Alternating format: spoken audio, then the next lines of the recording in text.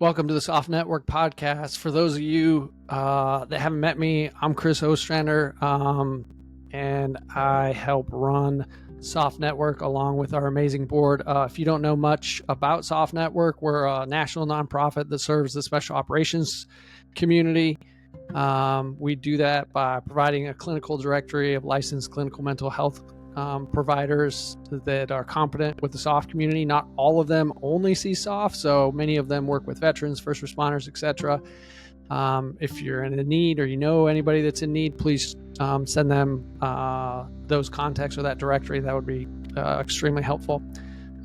Big shout out to Dr. Eric Camden, one of my colleagues at LU. He shared our content and our project with some of the students, and so for some of the students that are new, welcome in. I'm so thankful that you guys are going to use this as a resource and hopefully be helpful along the way. For anyone else that wants to learn more about Soft Network, it's just you can check us out at softnetwork.org. Feel free to follow up with any questions or comments, and then obviously please share, like, comment, subscribe. It's not going to an individual, it's going into an organization.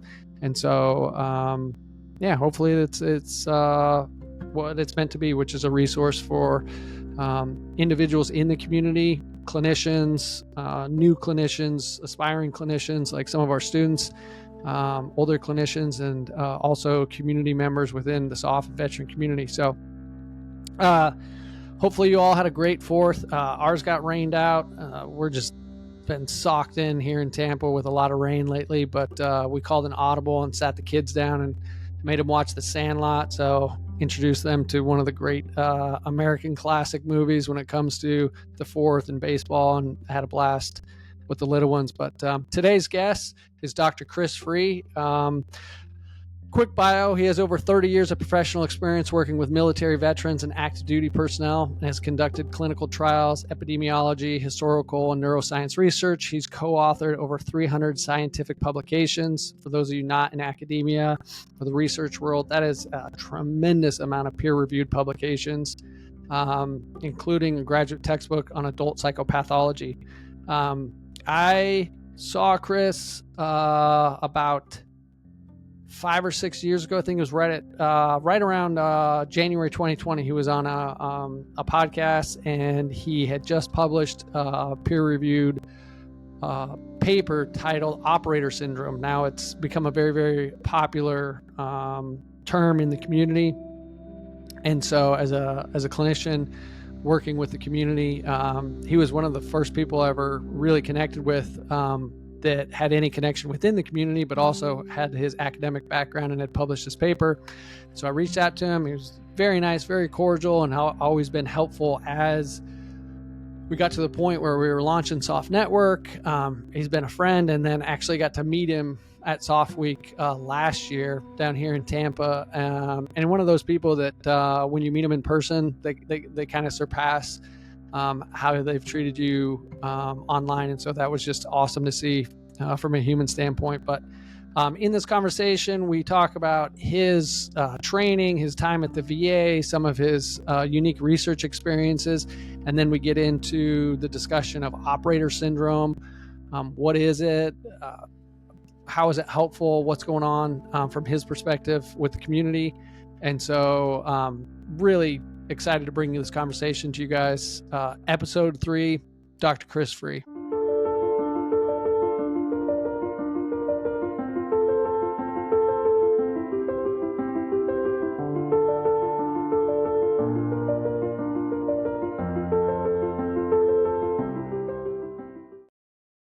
All right.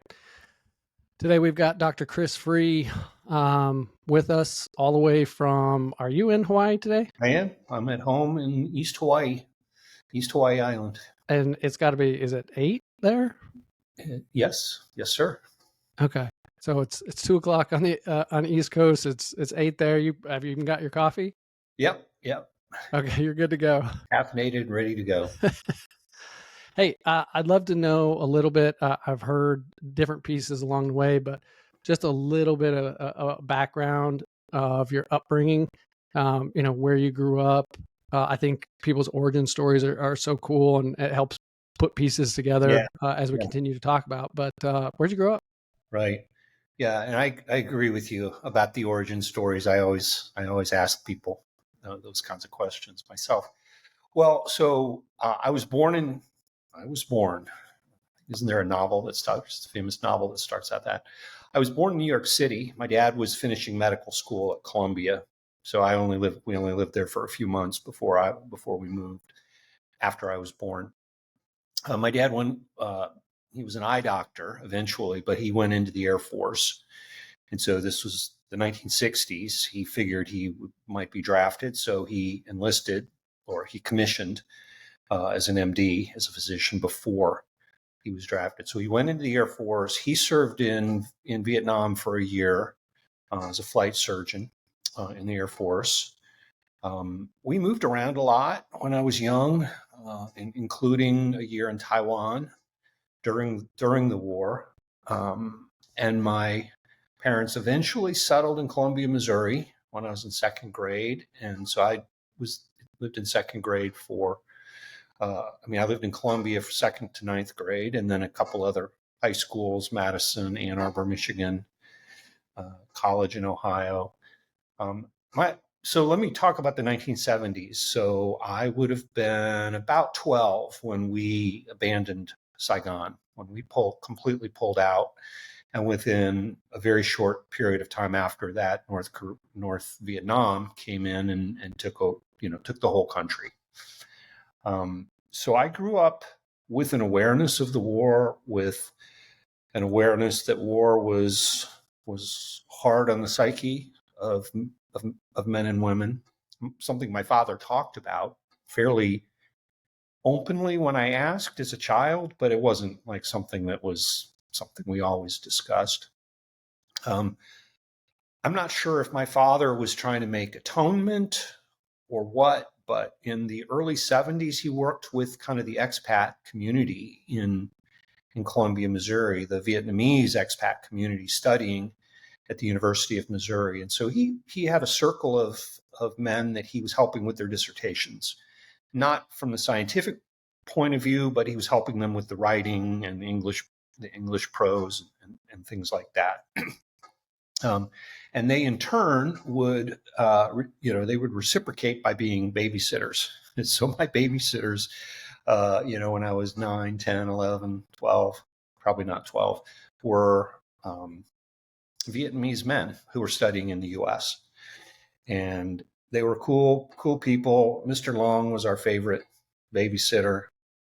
But after the fall of Saigon, he went home, quickly. He left very quickly. I don't know if he finished his degree or not, but he went home quickly to hoping to find his wife and his small children and bring them to the U.S. And he was never heard from him again. We learned through the expat community that he had been quickly rolled up and executed by the North Vietnamese regime, which is what they were doing. Anybody who wore glasses, anybody who had an education, they were just murdering them just because. So that had quite an influence on me as a child. The other influence on that comes to mind was my great grandfather who lived to be 99. So I knew him pretty well. I was 14 when he passed away. And part of his early life story was he had been in an orphanage, had run away from home at age 16. This was 1898, I believe. And he joined the Michigan militia and signed up and went to fight in the Spanish-American War. So part of what I grew up with was, hearing directly from him, as well as from my grandmother, a little bit about his experiences in that war. That 3-month war in Cuba, and he was at the Battle of San Juan Hill. And part of well, of course, that fascinated me as a child, hearing about his experiences in Cuba and that battle. But also, and this is something my grandmother always made a point of kind of talking about with us, was that when they brought the troops home from Cuba by ship, they pretty much just dumped them at a hastily made camp at the tip of Long Island. And I mean, they literally just built this camp for this purpose. And so it was rows of tents built on open fields. And the men coming home pretty much all had mosquito-borne illnesses. So dysentery, malaria, whatever, Yeah. horrible diarrhea and fevers and whatnot. And it was a national scandal at the time. The president went up to visit and make an appearance. There was a woman named Mrs. Jack R. Bean who came up from New York City with her butler and her horse-drawn carriage, and she took my great-grandfather and several other soldiers home with her to the city, to New York City, and nursed them back to health for, I don't know, 5, 6, 7 weeks. And then gave them money to get on a train to get them home. And so part of what my grandfather and my great-grandfather and then his daughter, my grandmother, often talked about was the importance of civilians stepping up to be a part of supporting the soldiers, supporting not just the war effort itself, but the return home. Yeah. And that was, of course, before we had a VA like the VA we had today. Is that what drove you to the VA? Well, that's what drove me. Yes, that was my goal. And I went to graduate school to become a clinical psychologist. I wanted to work with veterans.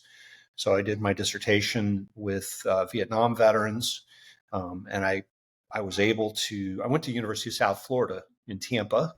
Close what to was it where like back then?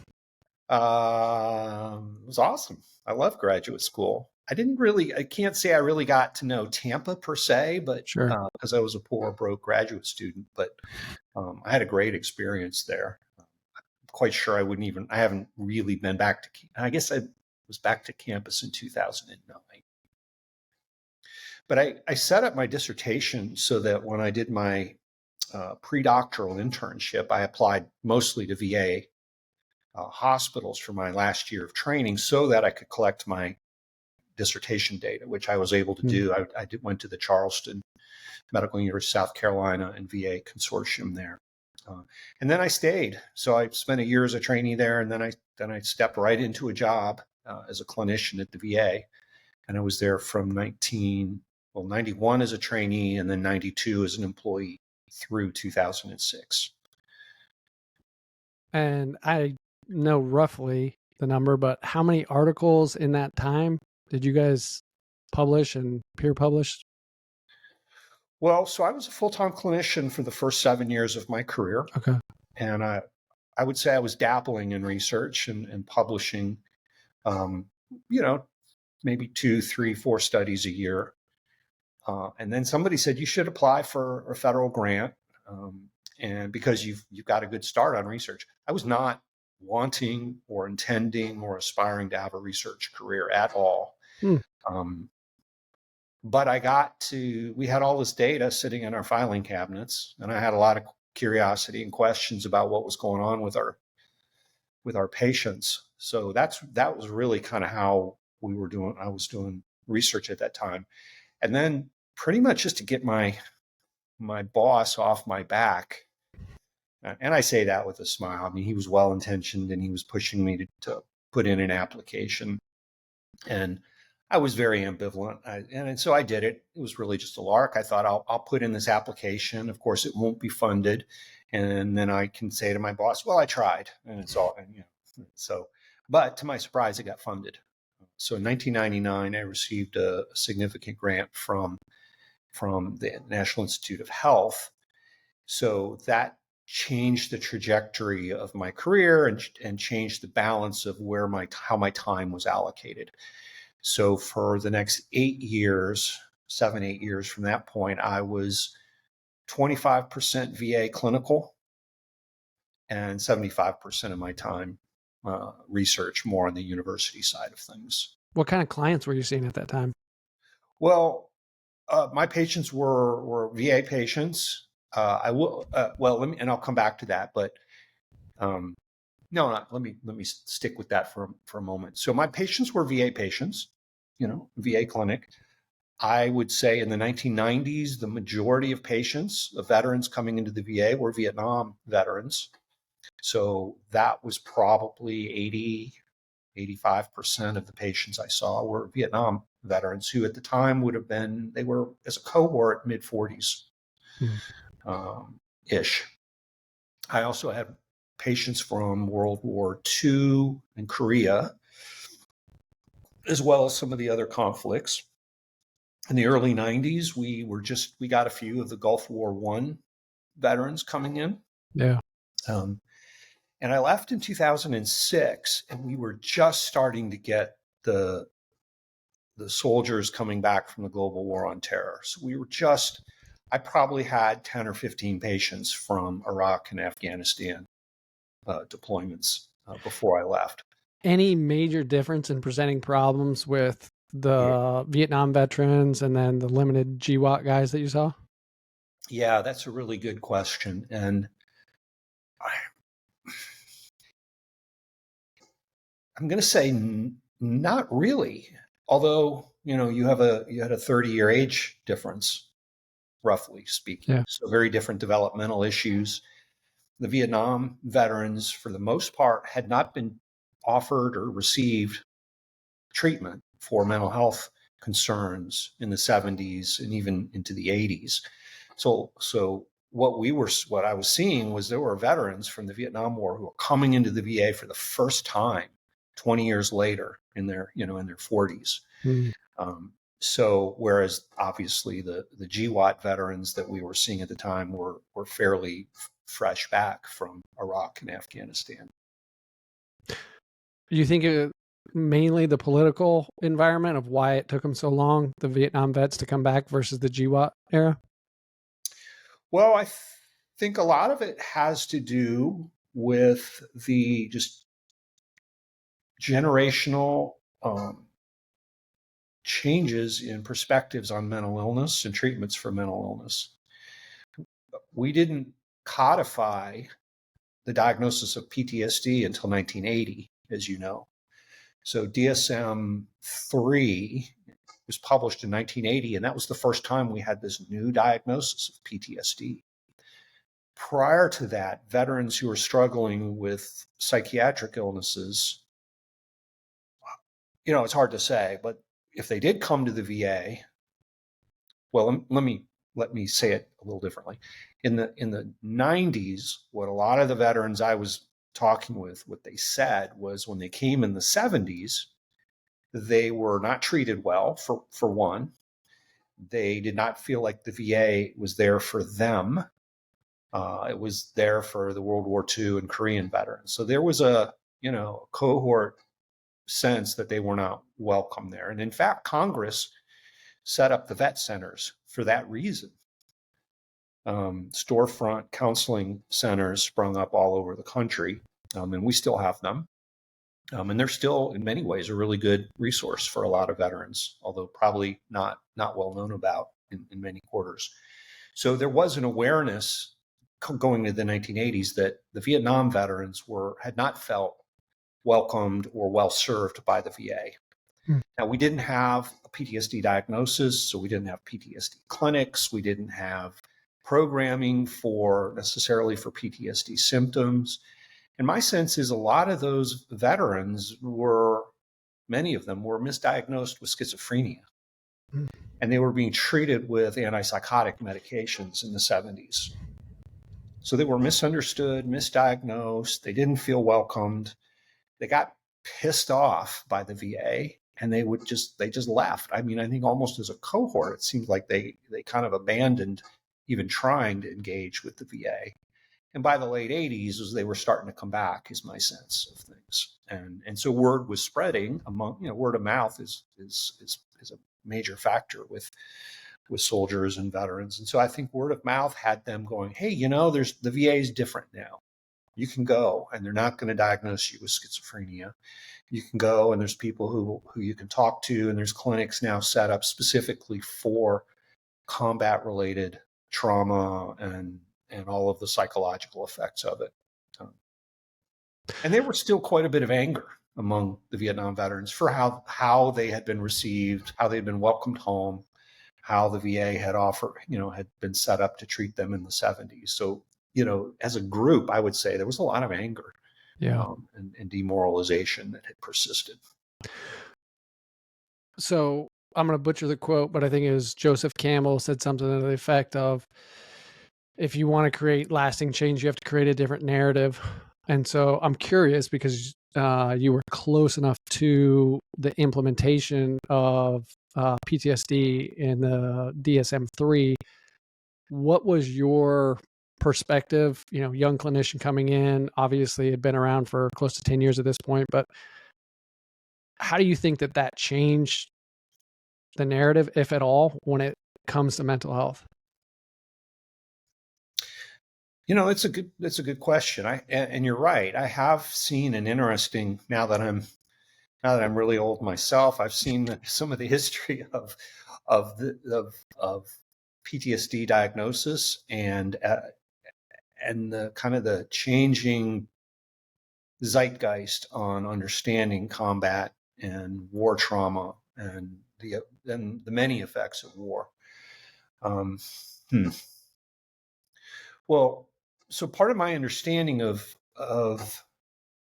PTSD is that there was a socio-political aspect to getting it into the DSM-3. So in the 1970s, there was an advocacy effort that was psychiatrists and psychologists who worked with two very different groups. One that worked with primarily females, survivors of sexual assault and domestic violence, and then the group that worked primarily with soldiers and veterans. And they came together. I think they, in conversations, they were saying, yeah, there's a lot of similarities between our two different groups of patients and populations that we want to help. And I think there was a strong advocacy element of that. And I think they rushed the diagnosis of PTSD to get it into the DSM-3. And that's not all bad. They were in a hurry. They didn't want to wait. They got it in there. They pushed. It took probably a Herculean effort to get it in there. But I don't think they had maybe fully done all the research we would want to see prior to that. Again, I'm not criticizing that. It's just describing a reality. Sure. And we had a strong anti-war perspective in the 1970s. We were, as a society, we were not happy. Voters were not happy with the Vietnam War. We were not happy with our government sending young men and women over to Vietnam. We didn't understand why we were there. We now know, of course, that that we were lied to about the origins of the war in many ways. The Gulf of Tonkin incident being, probably, one of the major moments of deception. But we also failed to be kind and gracious and welcoming of the soldiers when they came home. So you had protesters that were meeting them at the airports and throwing things at them, shouting things, nasty things at them. Baby killer, all the fun stuff. Throwing eggs at them, whatever. Yeah. So they came home angry and disaffected. Yeah. And understandably so. And then they found a VA that didn't seem to welcome them. The VFW and the other major service organizations that were all that had been built and developed by veterans of the World War II and Korean War were not welcoming of them. They didn't. They could walk into a VFW hall and they get the stink eye from older men who were soldiers. So let me just do the math real quickly here. So at that time, the World War II veterans dominating the VA, dominating the VSOs would have been about 50. In their 50s. And so these 19, 20, early 20s, young adult males and women coming back from combat in the jungles of Vietnam, they weren't understood. They weren't welcomed. They didn't win, quote, air quotes, win their war. Yeah, that was the big thing that I've heard continually talked about. Yeah. It was a shameful thing for the greatest generation to accept these quote unquote losers. Yeah. I think there was a piece of that. even though it wasn't their fault. You know, every Vietnam veteran pretty much ever says we won every battle. We just didn't win the war. And that was because of rules of engagement and politicians and just the total lack of support that we eventually reached with American society and voters. So that was a hard thing for Vietnam veterans. There wasn't enough services designed for them, intended for them, offered for them, and there wasn't enough of a welcome. So they didn't come home in a way that allowed them to feel like they belonged here in many ways. Now, most of the Vietnam veterans also came home and got on with their life, just like every other prior generation of soldiers, and they got jobs and became pillars of their community and raised their families and were a great generation themselves in their own right.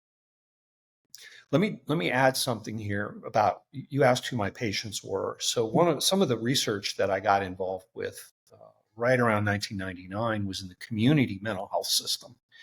And I volunteered with the state at the South Carolina state level to work with their community mental health system because they had a nascent initiative to do more with assessing and treating trauma and PTSD in the patients that they served, who were civilians.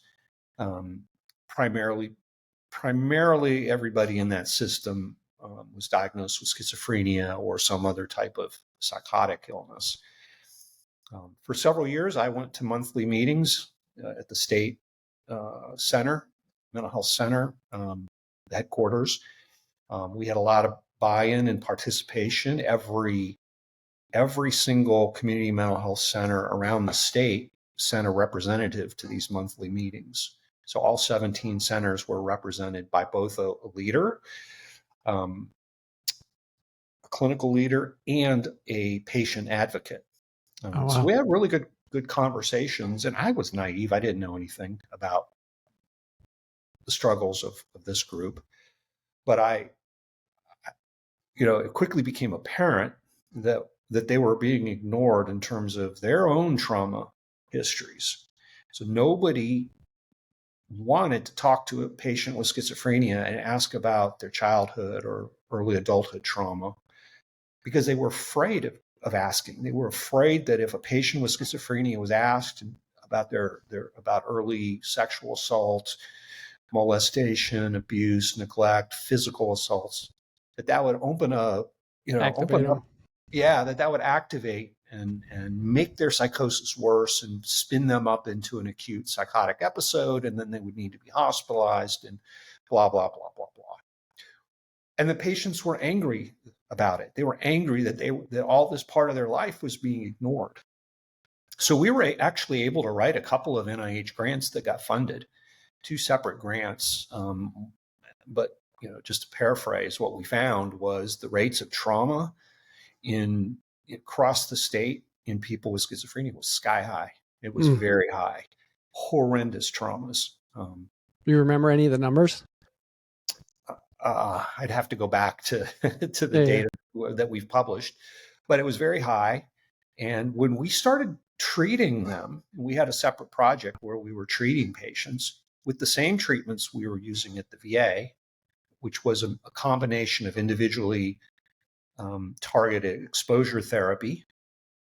So individual exposure therapy sessions directly on their, with regard to their traumatic experiences.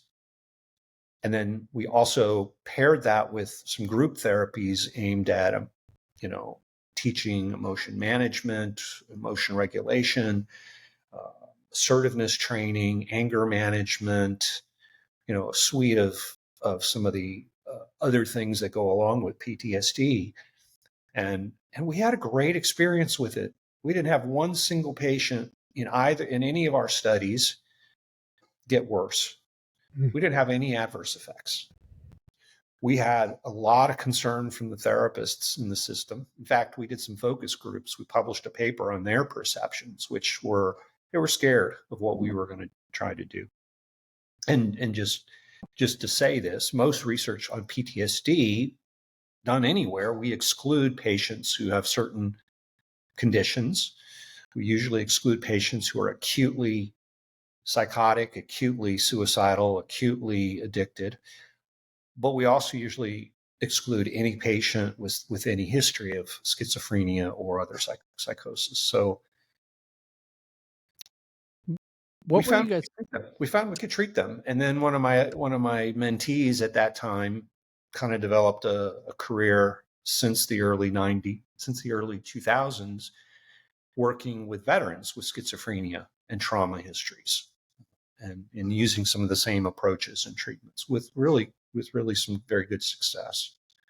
So without getting too far in the weeds, but just as a clinician, like I got to know, were you guys using with exposure therapy? Was this like more trauma focused CBT where you're doing timelines, or what specifically were you guys doing? We were identifying the most severe, significant traumatic experience that somebody had. And oftentimes we're talking about lifetime traumas throughout childhood. So we would identify the whole range, and then we would sort of take the worst event and we would do exposure on that. And then when the anxiety and reactivity came down, we would maybe do the second or third event. I'll give you an example of one patient, one woman I was treating. She was mid-50s at that time. Schizophrenia, clearly very depressed, clearly PTSD. She had been essentially, I don't want to say institutionalized as in hospitalized, but she'd been institutionalized in the sense of the mental health system had kind of been taking care of her for 30 years by that time. In and out of hospitals, in and out of various residential programs. The time I met her, she was in a residential program. So she was living independently, sort of, but with a lot of support kind of wrapped around her at that time. But in her childhood history was from the age of about 8 till the time she left home. Her father repeatedly raped her and beat her repeatedly. As a young adult, probably starting at age 16, 15, 16, she started using drugs, hanging out with bad people. She was gang raped twice. She was kidnapped once, thrown in a trunk, overheard the 3 men who had kidnapped her sort of discussing how to rape and murder her. They didn't murder her. In fact, they didn't even rape her. They let her go, but they certainly scared her. Her first husband raped and beat her, just mercilessly. So just a horrible, horrible, trauma history. And I will never forget, at the very first session, she vomited. The first exposure session, she vomited as she was describing the most severe gang rape. By session 8, and we were going to sort of targeting 12 sessions of exposure. By session 8, she said, "This is getting boring. Can we move on to something else?" And as you know, it's kind of where we wanted to be. The W in our business. And so we went on to some of her other traumas, but she quickly habituated to that. And so she got remarkably better. It was astonishing, to see 3 months later, she had dropped, they had reduced her medication dosage of antipsychotic medications, and she was doing really well. Why do you think, and I'm going to zoom out to 30,000 foot view, and maybe it's just the story that you just laid out with, post World War II and then Vietnam, but why has nobody kind of cracked the nut on veteran mental health care? Obviously the VA's done a great job. I mean, but we all know that they've got their issues as well. I have my theories, but I'd be curious what your thought is. Well, I have 2 thoughts. I have 3 thoughts. Let's make it 3. One is, and this is kind of where I'm at today, is I think for many soldiers, not all, but many, especially those, really those in the combat arms, which is today is about a third, of veterans. For those training and deploying with the use of demolitions, breaching, shoulder-fired rockets, and then maybe some of the less common things like jumping out of airplanes, rappelling out of helicopters, diving, fast boats. I think the amount of traumatic brain injury is incredibly high.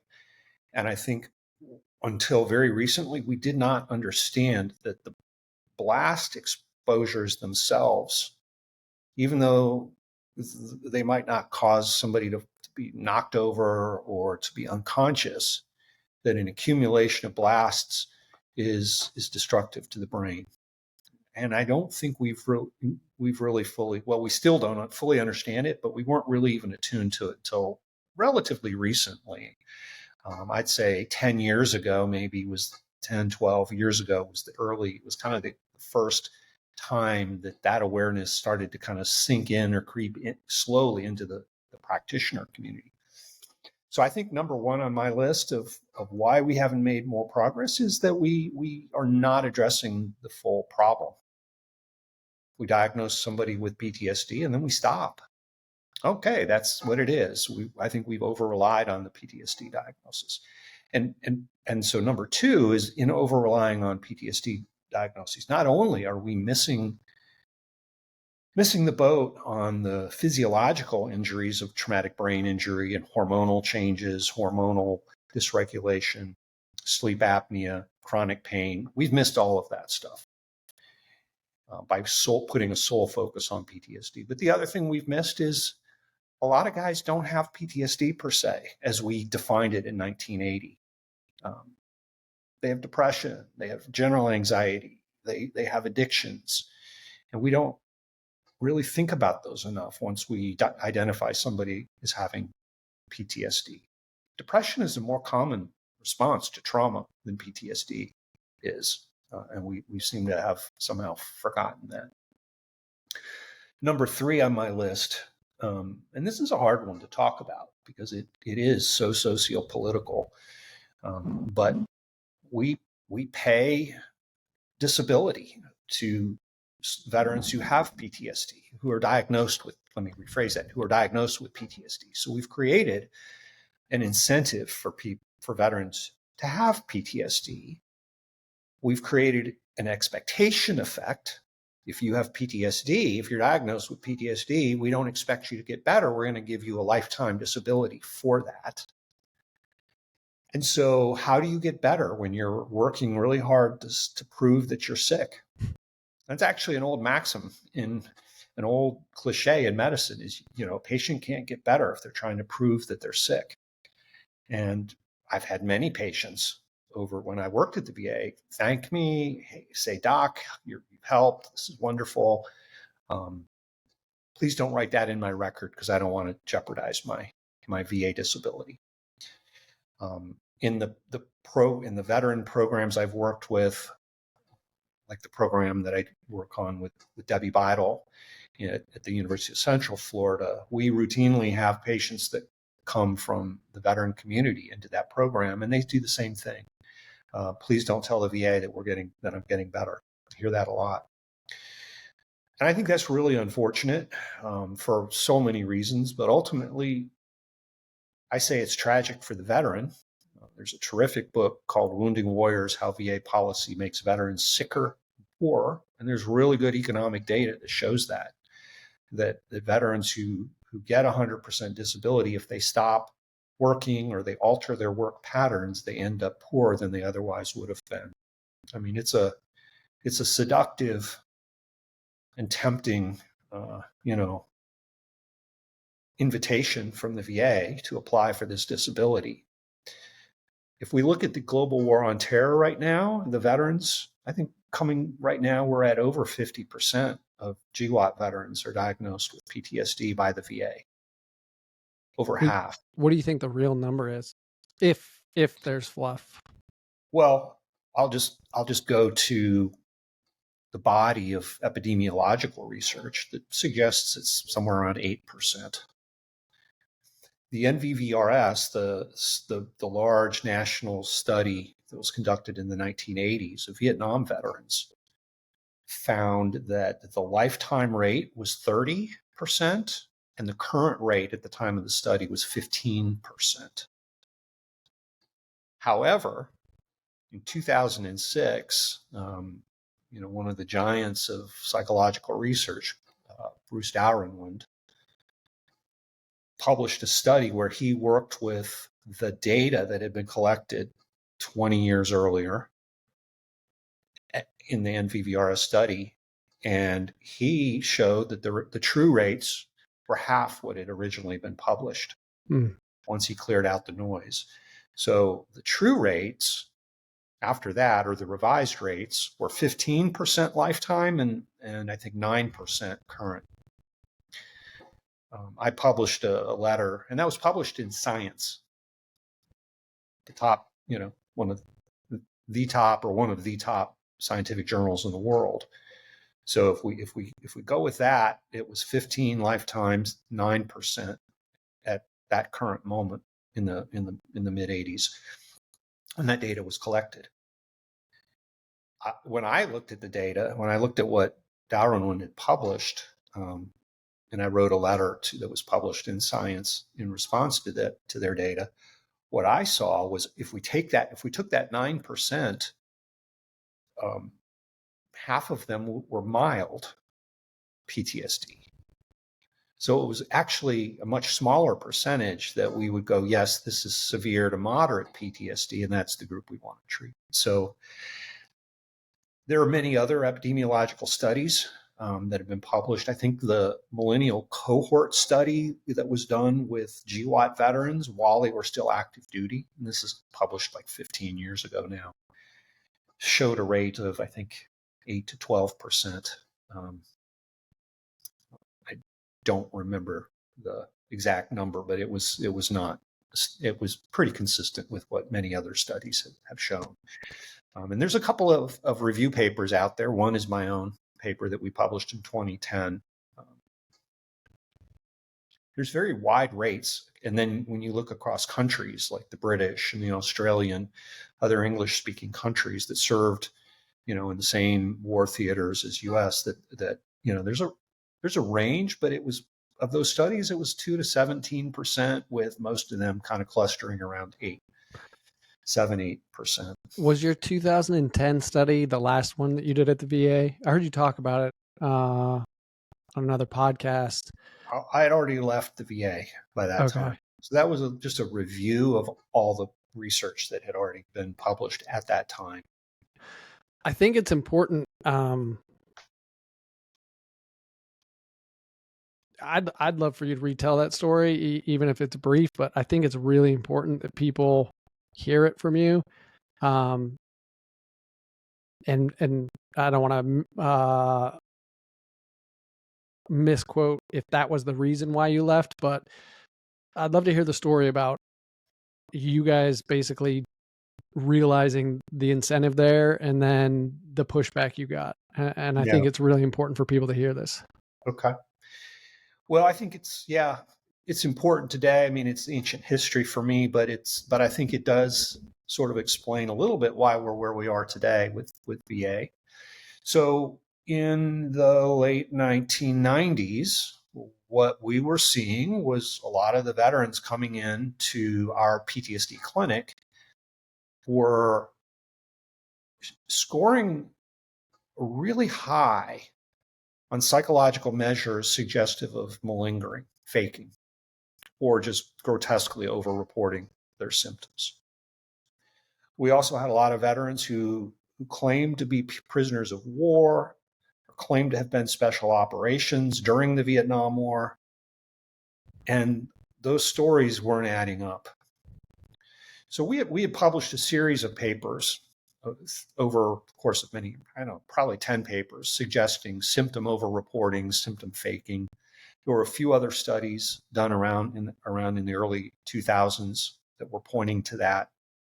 And I started having leadership from the VA's National Centers for PTSD. So Congress in the 1980s, Congress funded, and they continue to fund, a network of PTSD centers and most of them are affiliated with schools like Yale, Brown, Dartmouth, Stanford. I may be getting some of that wrong, but these were intended to be powerhouse centers for advancing research on PTSD and advancing, what we know about how to treat PTSD. And I was getting scolded, I would say, politely scolded. Don't do this. It doesn't reflect well on veterans. We don't want to stigmatize PTSD by having society think that veterans with PTSD might be malingering. We don't want to risk our funding. If Congress gets a whiff that there's malingering going on here, they might ask questions that would lead to changes in the disability policies or changes in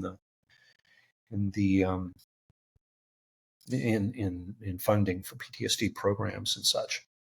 I also had the chief of staff, somewhere around 04, 05, it was probably 05, chief of staff of the congressman who headed the VA House committee, invited me to meet with her. Just whenever you're next in Washington, let's connect for a cup of coffee kind of thing.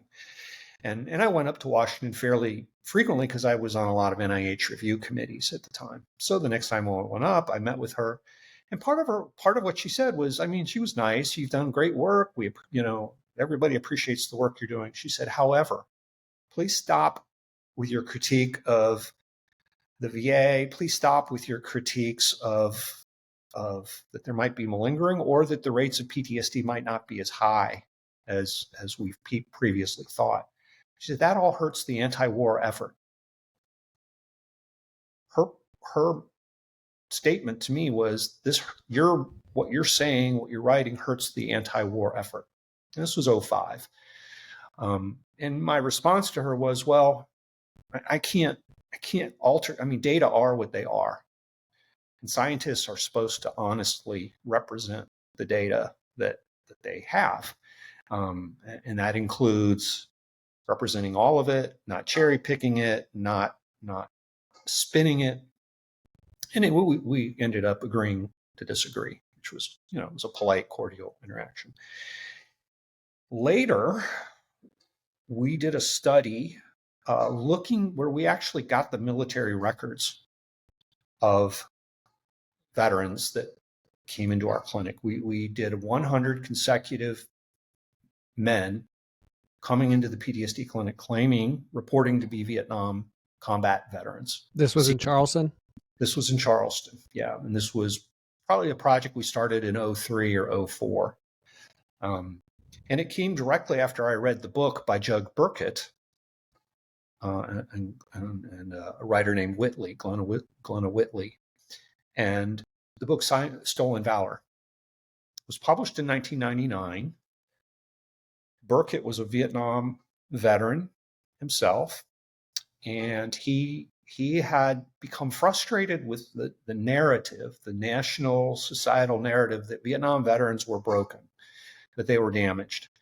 And so what he started doing was he started going, well, here's a guy talking about how damaged he is or what a hero he is, various perspectives. But he started, when he'd see somebody on 60 Minutes or Dan Rather talking about his Vietnam You're service. dating yourself, by the way.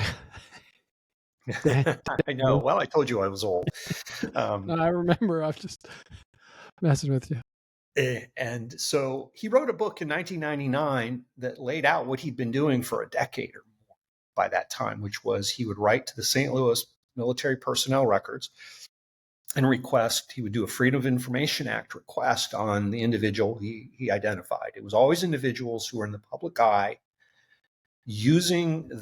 leveraging a claim of Vietnam combat service in some form or fashion. And then he wrote a book on it. And the book was kind of explosive because what it showed was there were just all these people that were in the public eye claiming to be war heroes in some form or another. And very few of them of the people he identified, many of them had not even served in the military, let alone deployed to Vietnam. So we were like, let's replicate this with a patient sample systematically. So I actually reached out to Burkitt, and he agreed to work as a consultant, an unpaid consultant on this effort. And we had no funding for this. This was like a weekend type project, but we took 100 consecutive people that came to our clinic. We wrote to the St. Louis archives, personnel archives, and requested DD-214s. Now, what's interesting here, by the way, is that as a VA employee, I didn't have access to their DD-214s. They weren't in their VA records at the time. So we got them. We got these records, and we went through them. Burkitt went through them with me, and what we found was, gosh, it's been so long. I don't want to get the numbers wrong, but only about a third of that group had solid evidence that what they told us was backed up by their DD-214. And we had a handful of guys that claimed to be SEALs or Green Berets. They were not. We had a handful of people who, we had a large group of people who had deployed to Vietnam, but they were not in combat arms. They were not in combat roles. They did not have combat action ribbons. And we even had we found a couple who had never served in the military. That's nuts. And so we submitted this paper to the American Journal of Psychiatry. This would have been, I think, 2004 or 5. And a week later, I got a phone call from my mentor, who was head of the National Center for PTSD in Boston.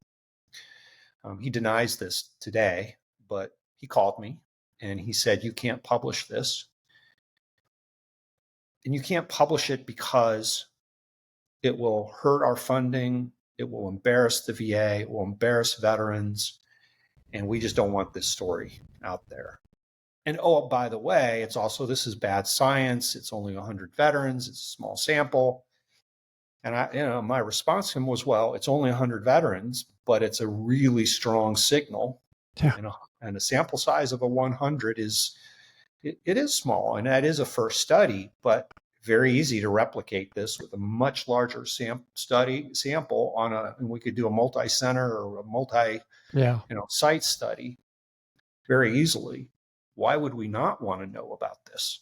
Why turn a blind eye to this? And he said, "Oh, this was all ruled out 20 years ago in the NVVRS study." And he said a bunch of stuff that I didn't quite understand what his point was. It didn't seem relevant. So anyway, we finished that call, and his statement to me was, "Well, if you go ahead, you can't publish this," he said. "And if you do, it'll be the end of your career, your scientific career." I asked him how he even knew about the paper, because we had submitted it to a journal. How did it get into his hands? And if he was a reviewer on the journal, ethically, he had no business saying to me what he was saying. He also, part of what he said was, "I am calling you from Washington, D.C. I'm sitting in central office. I'm sitting here with the deputy secretary of, I don't know what it was, policy or something. I don't remember." So there was a very clear threat there. This isn't just me, it's central office VA, and we don't want you doing this. And he said, "You can't publish this. If you publish it, your career as a scientist will be over."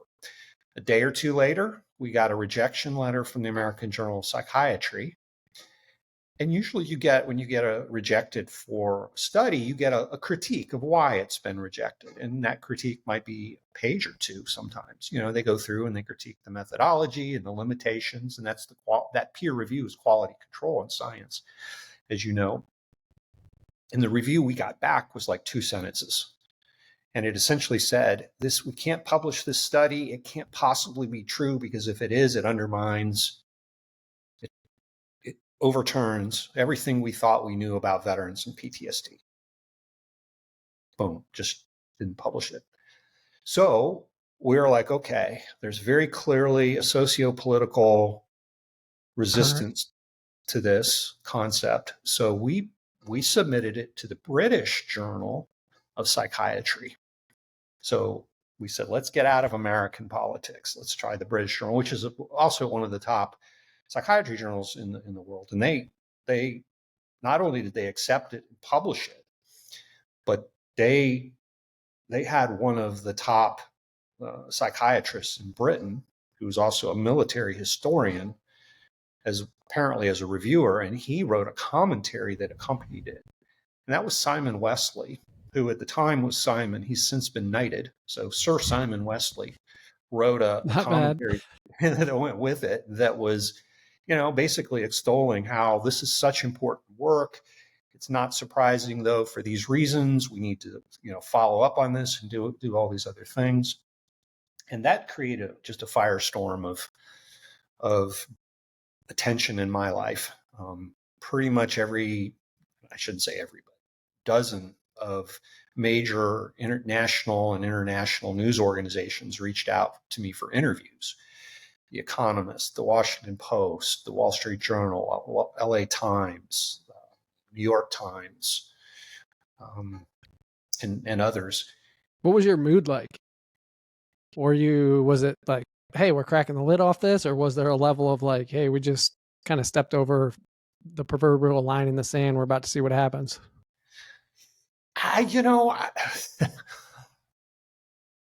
Unlike a lot of my peers, I've never had an aspiration to be a researcher. That's never been my identity. So when this guy threatened my research career, all that did was just, I'm stubborn. So my response to that was, fuck you, we're publishing this somewhere. And we did, and it got a lot of attention.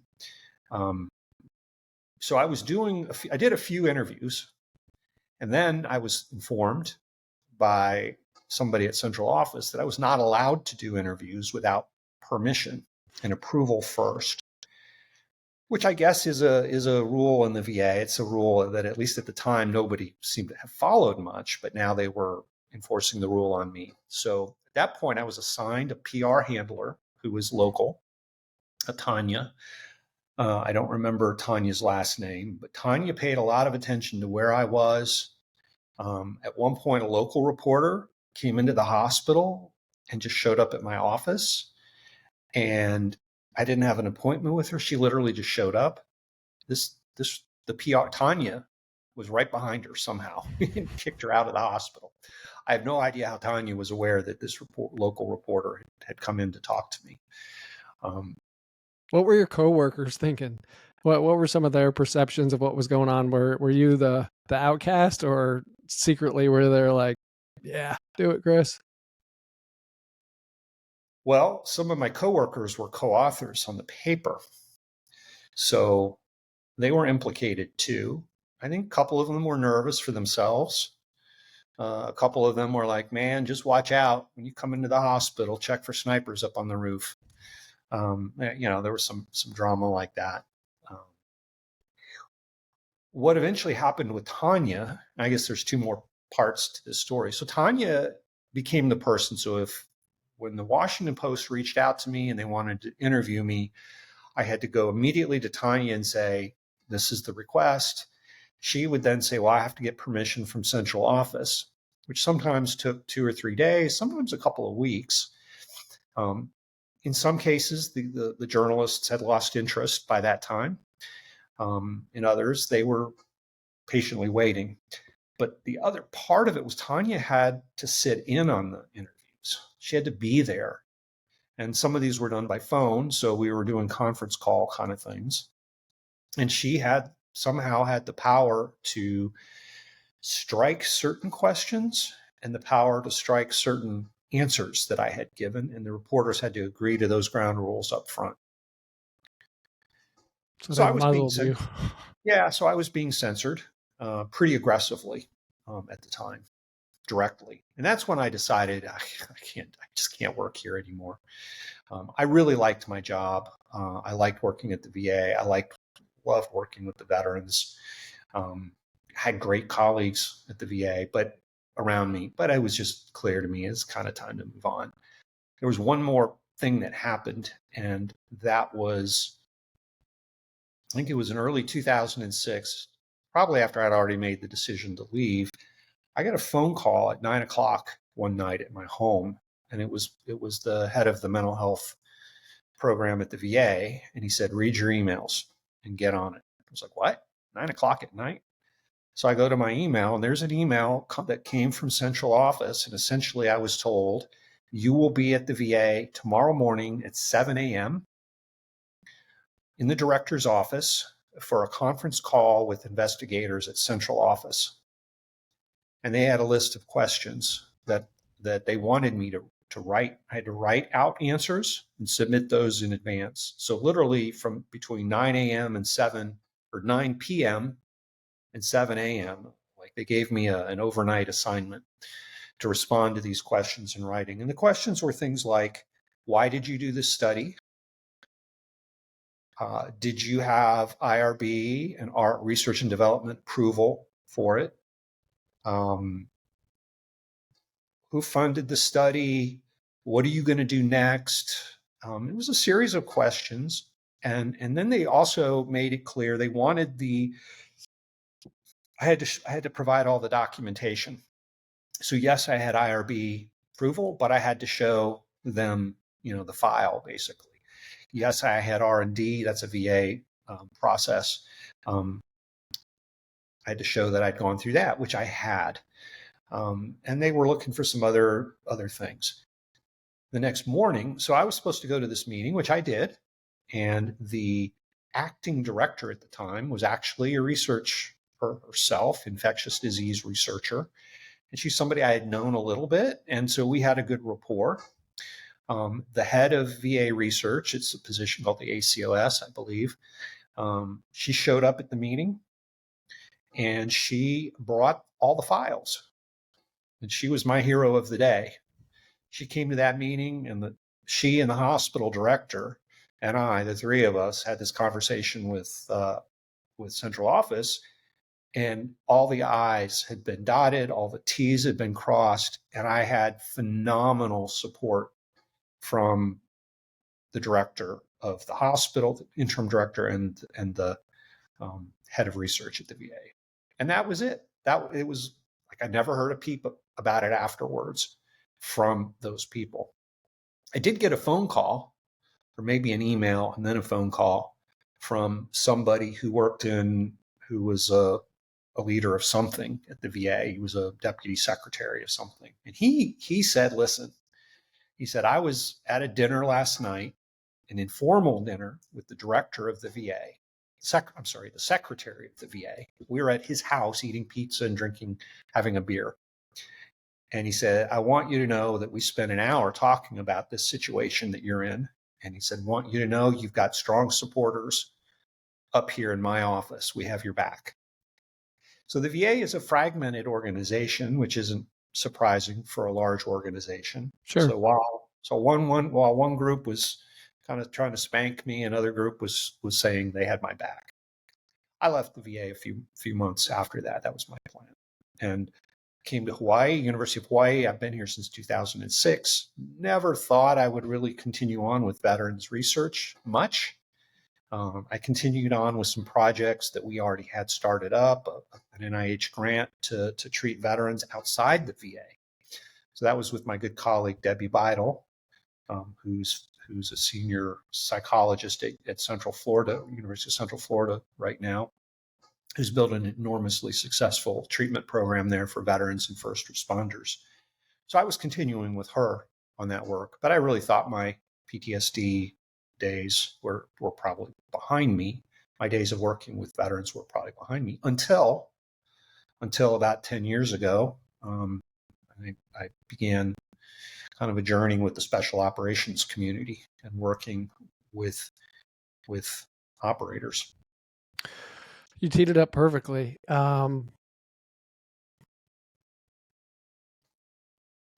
of the things I think, and I'll go back to that Joseph Campbell quote, to really change things, you need to change the narrative. One of the things that I think your paper and your colleagues, I know it wasn't just you, but the operator syndrome paper did was change the narrative. To your point, things got a little myopic maybe with veterans and post-traumatic stress. And the thing that I've seen as a clinician that paper did was, open that aperture and really look at the bio, the psycho, the social, the spiritual, and all the things specifically in the special operations community of what's really going on, right? It's not just the low hanging fruit of post traumatic stress.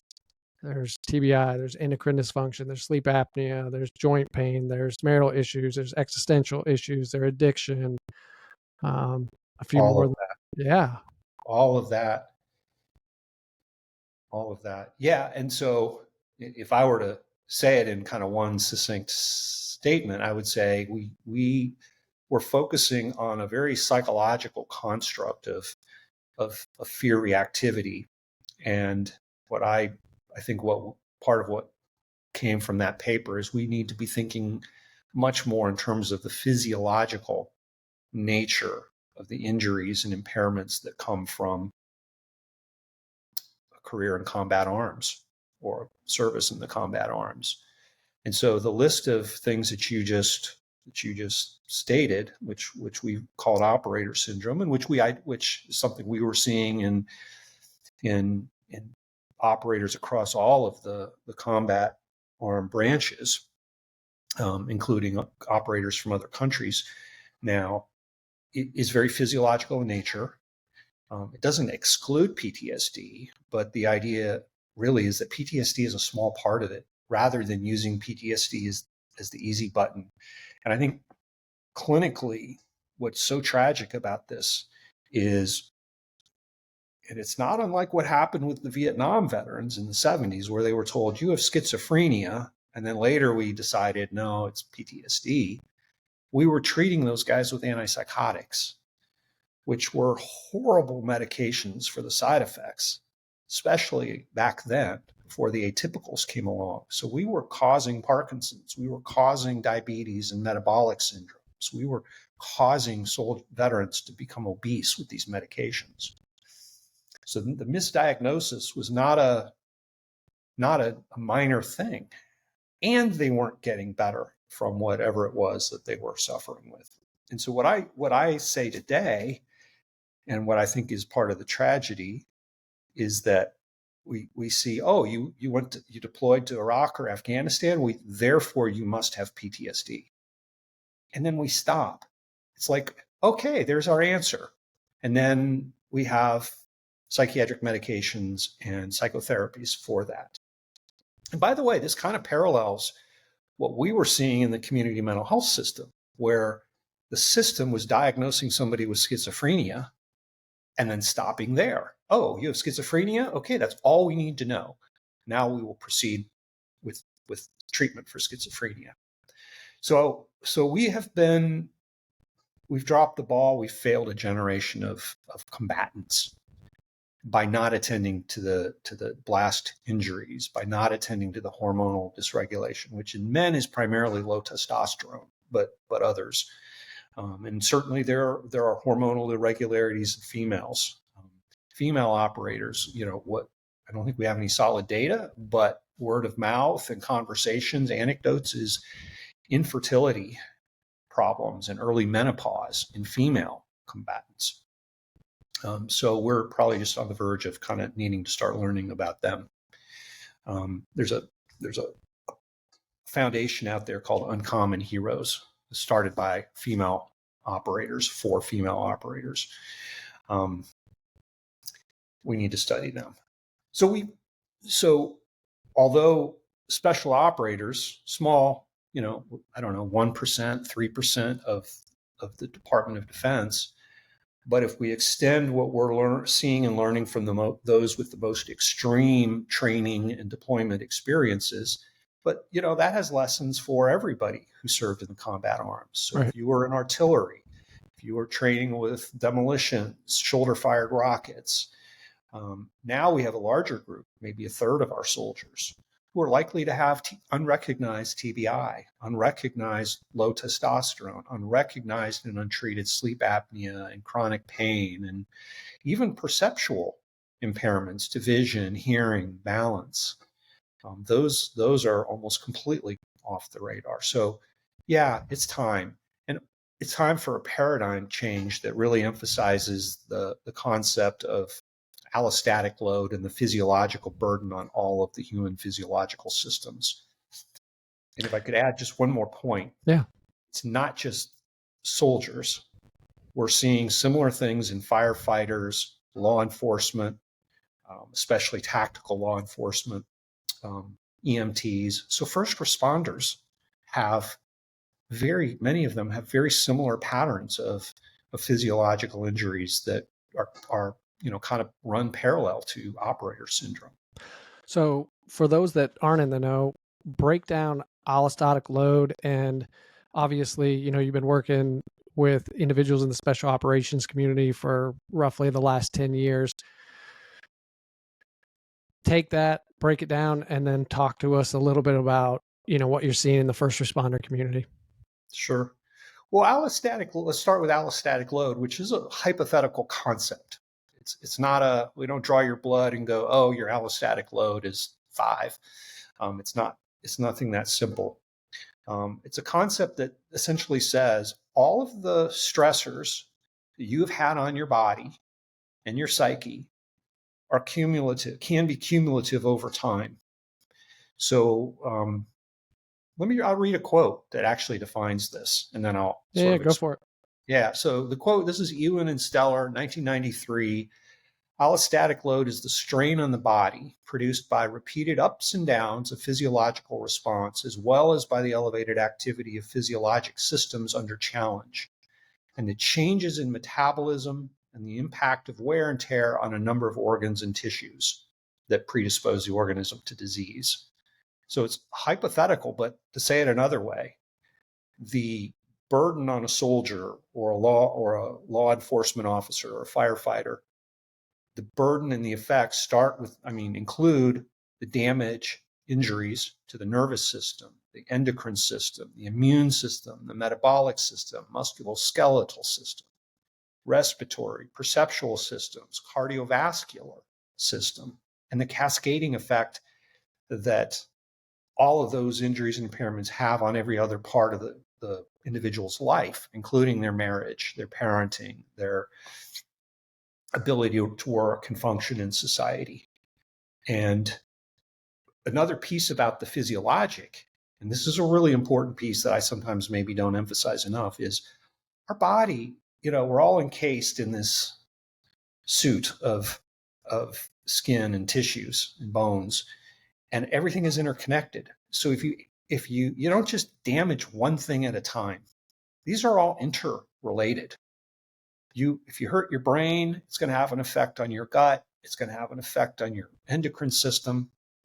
And then if you have negative effects on your endocrine system, that's going to further the damage on your brain. What makes it hard to sleep? Well, TBI affects sleep. Low testosterone affects sleep. Chronic pain affects sleep. Sleep apnea obviously affects sleep. And so then we can go, well, if you're not sleeping, if you're not getting enough sleep, and you're not getting the right quality of sleep, meaning REM and slow wave sleep, enough time in those things, that has that has iterative effects that go back and make the brain worse, that make the hormones worse, that change the metabolic functioning. When we're sleeping in deep sleep, we're making our hormones. That's when we're producing testosterone. That's when our body is healing and recovering. Our brain is cleaning itself. The lymphatic system in the brain actually is activated while we're in sleep. So taking out the toxins in the neurons actually only happens when we're getting good sleep. And so when you disrupt that, you have a perfect recipe for chronic health conditions and misery. This is a gross analogy, but if the human body is a rubber band and the experience of a first responder, an operator,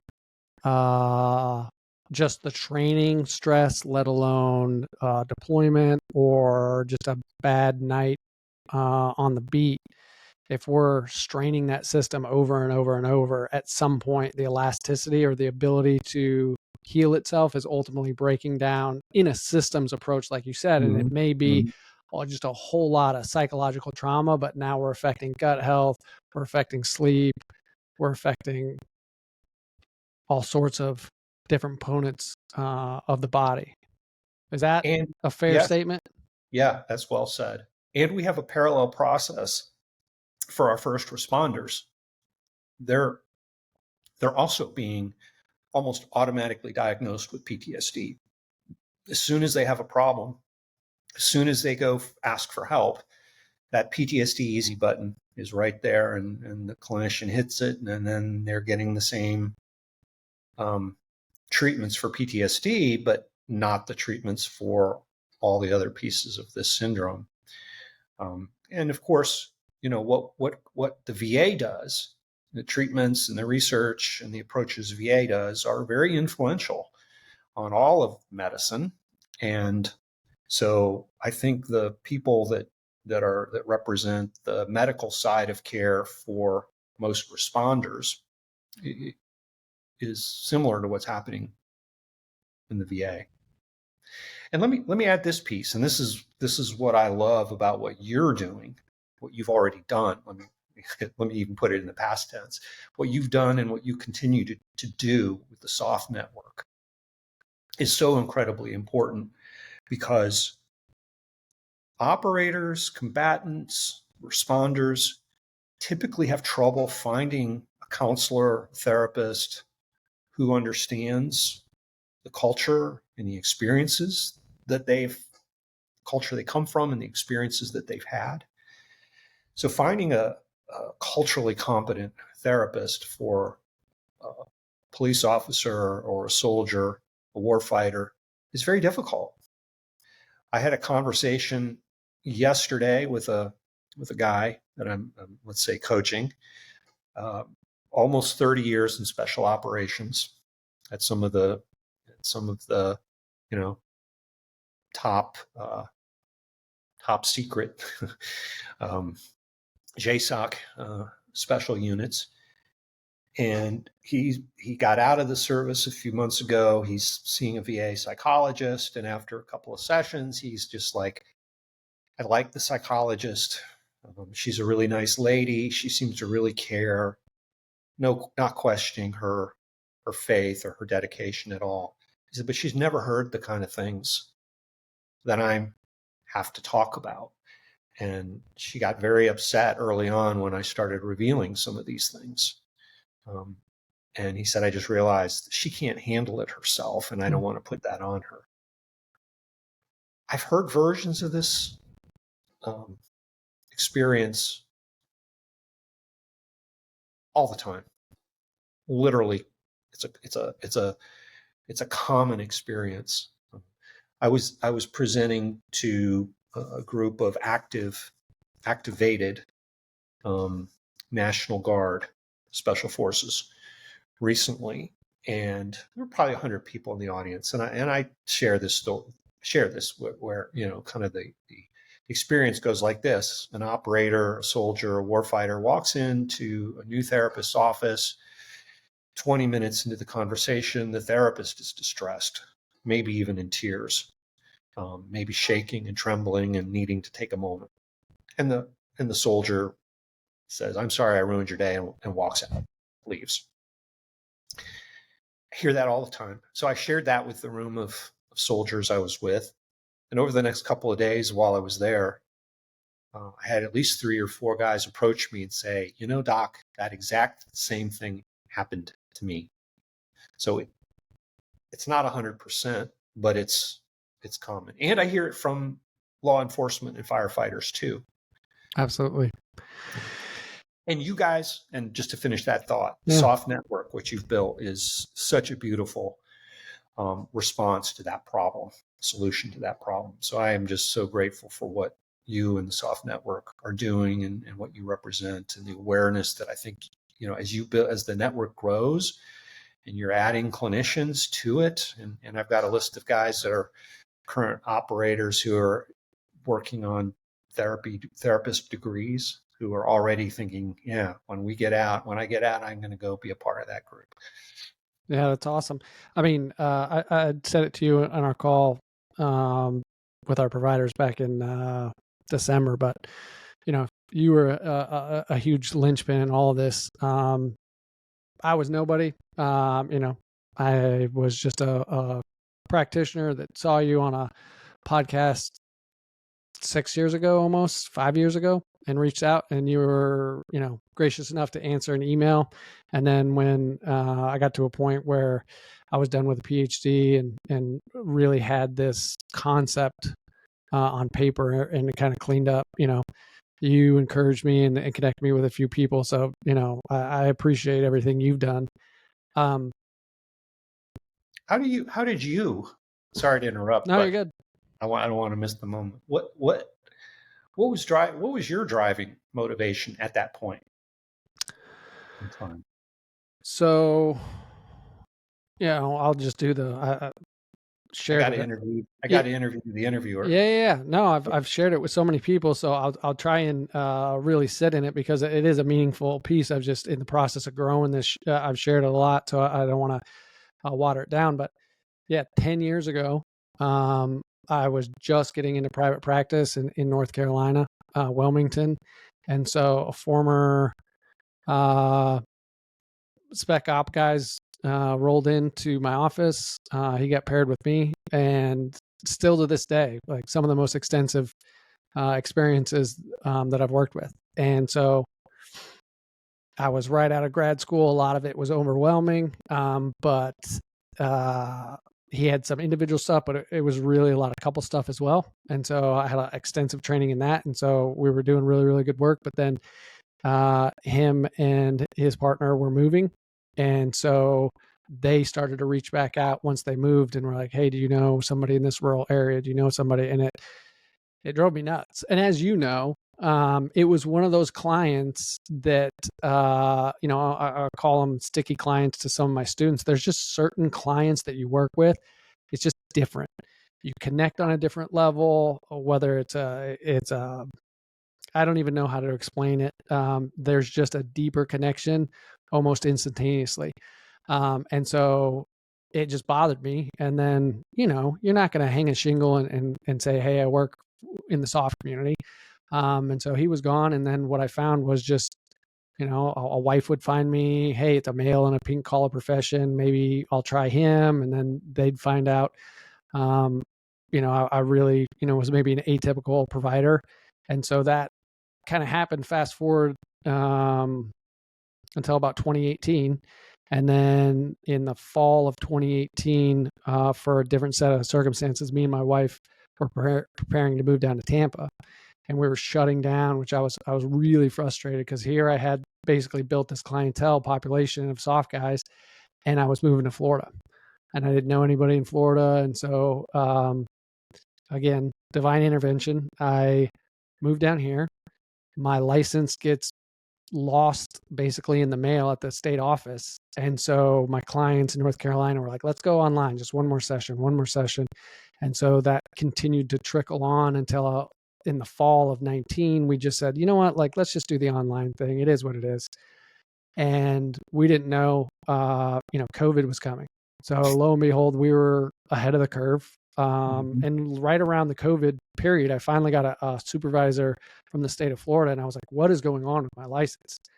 And they said, oh, a pissed off employee buried a bunch of transfers and yours was in there. And they literally that day approved my license. But we were finally, we're doing the online thing, and then the first person that found me, just again, off of the internet, happened to work at SOCOM. And so then the population down here was growing. I was still working with individuals up there. And so all that to say, I was in the middle of my PhD. I had wanted to do it in this community, but my chair said, do my research and you'll graduate. Don't go save the world some other day. And so I had, and I was burnt out at the time for sure. We did, because me and my wife were doing it at the same time. We were, 6 years in, and we were on a deadline. We had to graduate. And so, but I had worked in the population enough that I'd seen the barriers for them and then also for the clinicians. And so once I had kind of time to breathe after the PhD, I finally put everything down on paper and sent it to you because I knew that you were at least going to give me like a fair shake because you didn't even know me, of like, hey, that's dumb, or hey, here's a hole. You need to think about this. You need to think about this. But couldn't share it or couldn't explain it any other way than what, you hear businessmen and women talk about. Like, it was just something that was inside of me that it had to be birthed. It was an idea that had to be birthed. That was it. Mm-hmm. So, yeah, that's kind of the short version of it. And as you know, it's that word of mouth in this, especially in the operator community, that spreads quickly. So you build up trust, you build up a reputation as somebody who could be helpful and trustworthy. They're going to find you. They're going to come, and that was certainly my experience. Has been my experience all along. So yeah, I remember when you reached out, and I was like, man, this is it. We need this. This is so awesome. Yeah, and I mean the community response has been amazing. It's we're building the plane while it's taking off for sure. We've definitely got areas to grow, but going back to the first responders, and I'll just say veterans at large. I literally had a meeting earlier today with somebody that they're working on a project, a couple of veterans themselves, but getting into the mental health space. And you're exactly right. For first responders, for veterans, the trust factor and the ability to hear some of their stories, it is a premium. And so, and I know there's great providers out there. I think it's going to take somebody kind of replicating what we're doing. It's easy to do it. I would say maybe easy is the wrong word, but it's scalable in the special operations community, to find a bunch of providers that come from that community, because there's just not a lot of them. Whereas in the veteran space, that's just a huge and first responder. But I would argue there needs to be something very similar, where there's really trusted, vetted clinicians that are expert in their cultural and their clinical skills, so that, anybody that maybe wants to walk away from the VA, or they're in a rural place where they can't get, good health care or mental health care, like, it needs to be done. Couldn't agree more. And I should probably confess, I have a confession to make. I've thrown the soft network suggestion out to some of the responder groups that I've talked to. So you may find yourself getting the clinicians in the soft network may find themselves getting calls from Drug Enforcement Agency agents, FBI tactical agents, firefighters in certain places. Yeah, I mean, we've been getting all of those 3-letter agencies and more, because it's needed. And one of the things that I think I'm super hopeful for, I've said it before, is just like the World War II generation came back and revitalized, we hold them up as the greatest generation. They changed so much for America. They changed the trajectory of American history. Maybe not at the same scale, but given what the GWOT era veterans are doing, and we can even just narrow that down to just the veterans in the special operations community. They're coming back, becoming entrepreneurs, pushing into veteran mental health care, etc. It's going to change. And I think we're in a process of change. Your paper, and your colleague's paper was a huge piece of it. But I'm super hopeful because I see the passion in these individuals, because they're not satisfied with the status quo, Right. and they've got the drive. I see this too. Yeah. I see this too. Let me put this just on the radar, and full disclosure, this is a startup company that I have a small employment arrangement with. So I do a little bit of work for them. But the concept that they've developed speaks exactly to this problem. And so the concept is they're former operators, and they actually come from not just one branch, but Air Force, Marines, Navy, Army. And they've seen the lack of services for first responders. So what they've built is a program, a coaching program that the business model is to sell a subscription essentially to police department, to a fire department. So everybody in that department has access to their coaching services. And they're essentially saying, we went through these problems ourselves, these injuries, these impairments. We found we didn't have anybody really who could speak to what we were going through knowledgeably. So part of it is a peer coaching approach. And part of it is we're taking some of the things we did learn in special operations about mindset and training and preparation, and they're using the operator syndrome framework with these groups, and they're taking off. They're being very successful in just the last year, signing police and fire departments all over the country. That's awesome. Yeah. And they initially thought that they would have a 30% uptake, meaning that 30% of the officers or firefighters within a department would use their services within a year. And what they're now finding is they're getting 40 and 50% uptake within the first month. Yep. So it's really resonating with the active If folks. if they find somebody that's trustworthy, they're going to utilize that resource. Yeah. That's the one thing I've seen just in the couple of years that we built Soft Network is if they see value in it, they're going to use it and they're going to share it with as much as people as humanly possible. And I see just on a national level that relationship between first responders and the soft community, specifically the veterans. There's so much crossover, and even I've heard some soft members talk about it, and it's true. Like the first responder, he's still in country. When he goes home, Yes. and then 2 hours later, he's taking his kid to Walmart for eggs. He's got to drive by the place where he scraped that baby off the pavement, and that's every day. That's right. As well as they don't have the gadgets and the team that go out every night that the soft community has. There's right. It's much more of a solo mission, that's rough. You said it beautifully there, Chris. That's exactly what I see and what I hear from the soft folks. American first responders, their war is at home in the streets of their own neighborhoods. Soldiers will say, we had it easy. We went over there and fought, and then we came home. And then when we're home, we're not on the clock. So those transition points for soldiers that occur post-deployment, post-career are occurring after every shift for responders.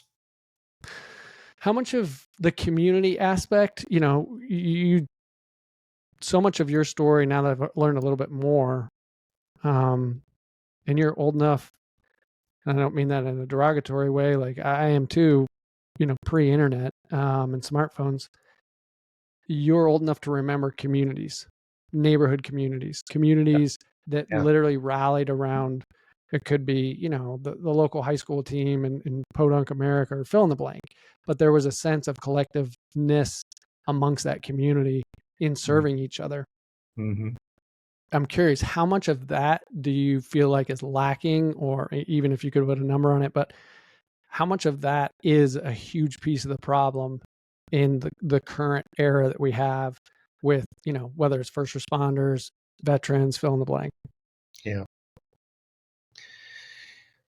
Well, so I'm 61 years old, and what I have seen in my lifetime is pretty much that. The communities aren't the same. The sense of community isn't the same. And I think we've lost, and this is a gross generality, but I think part of what we've lost is not only our connection to our communities, but also our sense that it's important to be of service to our communities. From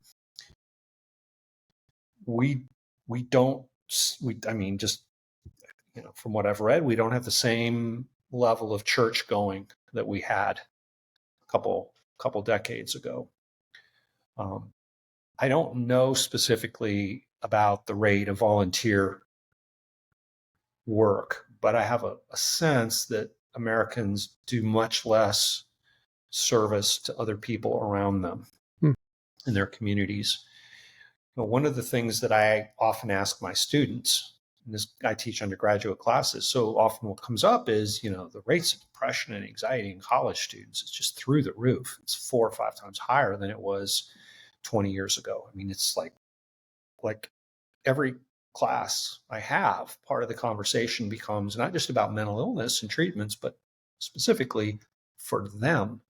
So a question that probably comes up in every class is, what can we do to, take better care of our mental health? So that's a common question, common discussion. And, I talk about the importance of, eating right, exercising, prioritizing quality sleep, and all the things it takes to do that. But having a mission and focus. And what you learn is students don't have a mission. They don't have a purpose. What are you passionate about? Oh, I'm so stressed out. I just want to get through school. Right. Yeah, but to do what? Like, what are you going to do? Well, I just want to get a secure job and be able to pay a mortgage. Like, that's, a very narrow thing. And related to that, oftentimes it's like, well, why are you guys even in college? Like, well, it's to get that piece of paper to get the job. Well, what about the learning? What about the experience? And they're like, no, we just want to get through this. The other piece I ask is, well, so part of having purpose in life is helping other people, doing things for other people. So I often will ask, how many of you do any kind of volunteer work on a regular basis to some group, foundation, charity, church, or even an individual in your neighborhood or community? Almost nobody raises their hand.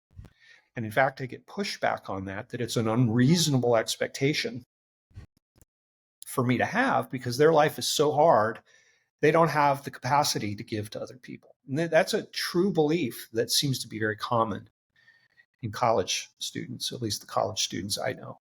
No. And I say, you'll do better. Go help somebody. Go do something nice for somebody. And not just once, but do it on a regular basis. Go volunteer at hospice. Go volunteer for a church program. Go do something on a regular basis for other people. Guarantee you'll feel better about yourself. Teaching graduate courses, most of my students at least have an idea what they want to do. That's why they're in a clinical mental health counseling program. And I've only been doing it for 4 years. I'd start my 5th year. But I just got an email this week, same thing. And we've got a lot of students in our program. I think almost 10,000. And so every 8 weeks we're turning over and having new students. But the common thing that I get is something to the effect of, how do I keep all this balanced, and why are you guys a little bit unreasonable with your expectations when it comes to grad school? And we have a similar conversation of, well, why are you doing this?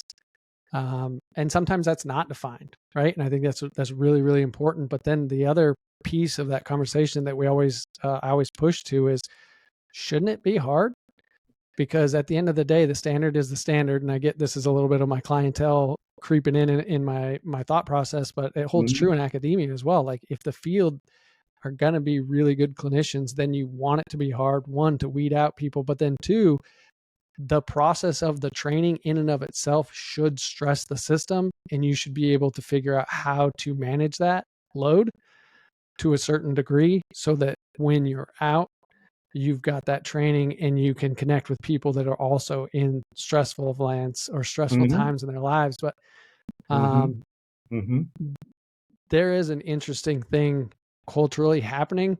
And you see it as every single week in class, or it's in your inbox. And I think you hit the nail on the head.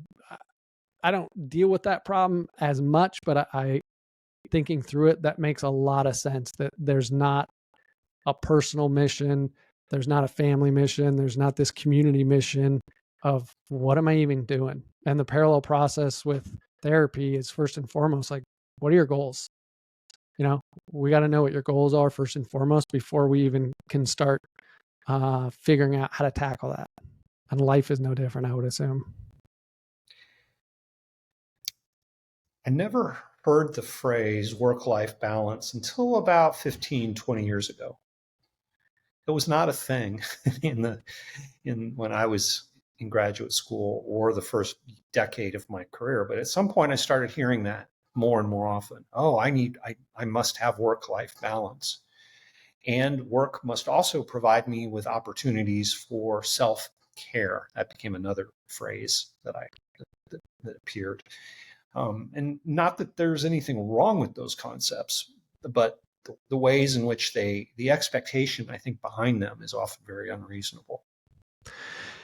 Another thing that I maybe would connect to that, when I was in graduate school, every graduate student in psychology, in applied psychology, ends up with an ethics course.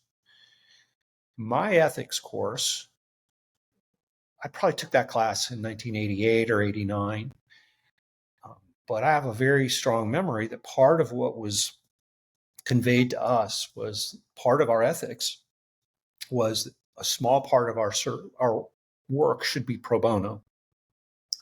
That to provide about 5% of your work at no cost, whether that's seeing patients, who can't otherwise pay, having, several patients on your caseload who maybe can't afford your services, but you provide them anyway, or you provide services to an agency or a foundation or a group that can benefit from the professional expertise that you have. And that was actually kind of given to us as an expectation, almost as a commandment. Thou shalt provide pro bono services somewhere in some form or fashion, and that's expectation. And that disappeared. I mean, ethics have changed in our field, and they evolve, of course, as they should, but that just disappeared from our awareness, from our professional ethics at some point, from what I can tell. Correct me if you think I'm wrong on that. No, I would agree. I don't know many clinicians who embrace that idea. In fact, maybe even the opposite. I've had many clinicians say to me, well, why do you do pro bono work? How can you do so much pro bono work as you do? And sometimes I say to people, could I refer this patient to you? They can't afford to pay, but would you, see them on a sliding scale or a pro bono? Some will, but most don't embrace that. What do you think about that? I would agree in the sense that I want to say, as I was rolling through grad school, 2010, there was a conversation about it, and specifically about pro bono work. And granted, my grad school was at a seminary, so there was a level of like, hey, your church may be interested in utilizing some of your services, or if somebody finds out and you may want to do this. And so there was that conversation. But thinking about some of the colleagues I met once out of grad school, nobody I knew was really doing pro bono work. A few people that I worked with, and I myself, I was just hungry for hours, trying to get the independent license. So I would take on just about anything. But yeah, I would say if that was something that you guys discussed in the late 80s, for sure, that's been lost.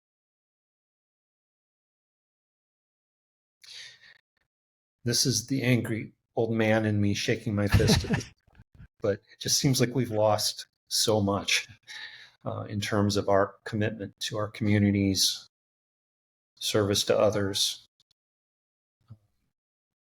the willingness to go above and beyond, and to think of our work as not simply a 40-hour a week, check the box, punch the time card approach. Well, I think to your point, I think it's very similar to the ideal about the body, in that if we have I'll bang on Western approach for a second. If we have a very Westernized approach that is just me in the individual, or Americanized approach that it's just me and the individual, and I got to worry about my 40 hours and my bonus, it's very similar to what we were talking about of like, it's just PTSD, and not realizing, no, that's a complex system with complex systems within it. And similarly, how I'm working maybe pro bono or at my church or, at some nonprofit, how that affects the community or my Mm-hmm. network of Mm-hmm. individuals and what that means, not only from a purpose standpoint, but as a human being. I'd love to know this actually sparked a lot of curiosity in my head. I'd love to know some of the research around purpose and also the idea of just community service. I'm sure somebody's done it out there. But I would imagine, the numbers have drastically declined, but also I'd be curious what the, life satisfaction or current satisfaction rate was of individuals that are doing that versus not. I think part of the happiness formula, if you will, the equation to live a life of satisfaction and fulfillment, long-term happiness, not short-term hedonistic happiness, which has its place, but the long-term formula has to include a sense of mission and purpose and giving value to others, of contributing to society. It has to have that. And it also has to have a piece of that that's daily structure, or at least weekly structure, which is one reason why I think many people who retire don't really find that satisfaction in retirement that they thought they would have, because they don't have a reason to get out of bed in the morning sometimes. But this to me is just something that I don't see in the younger generations.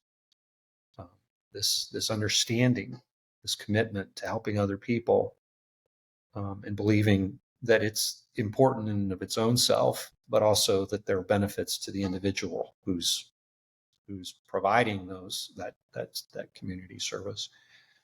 And if we go back to soldiers and veterans, that's where I do see the service-oriented perspective. In fact, we call it service, military service. And first responders I include in that. They're providing at great cost, at great sacrifice to themselves, service that we all need.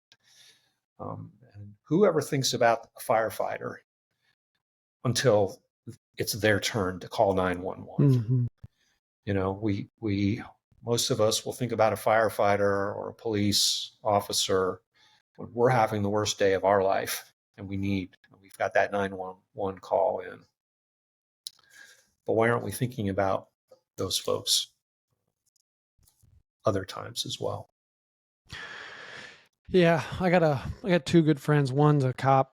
I have more than two good friends. I have two friends that one is my age and definitely still in the meat of his career as a police officer, and then a guy down here in Tampa that just wrapped up close to a 30-year career.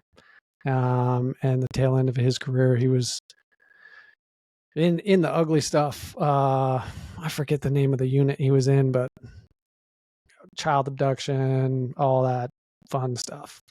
But one of the things I've heard from both of them, and they actually live in different states, they don't know each other, but is living in the margins or living on the edges, getting that to be so normalized that then the connection piece with Joe, who's, pissed off that some dog leaked on his lawn, that's his worst day. Mm-hmm. Meanwhile, my buddy's worst day is like, hey, I gotta go tell this fifth grader that his dad just swallowed a bullet because, life was too tough. Right. And they have a hard time coming back and meshing. And so to your point about, the larger mission in the community, yeah, for anybody that's listening to this, just know that there's a group of individuals, veterans, first responders that want to connect. And I do think there's a part of it that's on us as civilians to move towards them, to help normalize some of their experience, but also to help reconnect as well. Yeah. Well said. If I go back to part of my origin story with my great-grandfather, and I part of what has always been powerful for me about his experience was it wasn't the VA that saved his life. It was Mrs. Jack R. Bean. And then he would literally say that he didn't think he would have survived if he had not had a civilian who, at significant effort and maybe even risk to herself, bringing these sick men to her home and nursing them personally at home. I think civilians in modern society, we go, oh, well, the VA has that covered. I don't need to help a veteran. The VA does that. The VA can't do it all. Even if it was perfect and well run in every respect, it can't provide everything that our soldiers and our veterans need. It can't be, it's not going to, it can't provide that. It can't provide specifically what an individual citizen can do in many ways. I think I'll wrap it up with this. Adrian left a question, and like some of the old therapists, they'd always leave you with a question right at the end of the session, something to ponder. I'll leave it to the audience, like who are the people in your circles, who are the people in your networks where you can pursue, whether it's just saying hi to the first responder that lives down the street or saying thank you, but who are the people in your community that you can move towards as they move towards our worst days? How can we move towards them in the average days as community members? So, Chris, I could go for a lot more time. I know you got to go. I got to go. Yeah. We'll have to do it again. Love to. Thanks for having me, Chris. Keep on doing what you guys are doing. Love it. Absolutely. So important. Thanks for watching. Please like, comment, and subscribe wherever you're watching or listening. And please share this content with your networks.